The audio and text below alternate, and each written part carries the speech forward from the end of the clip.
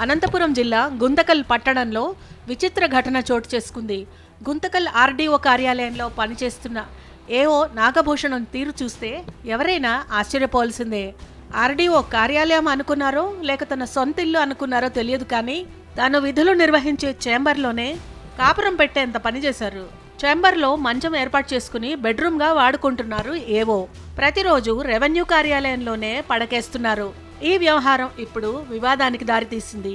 అంతేకాదు, ఆఫీస్లోని కింది స్థాయి సిబ్బందితో నాగభూషణం చేంబర్ శుభ్రం చేయించుకుంటున్నారనే ఆరోపణలు వస్తున్నాయి.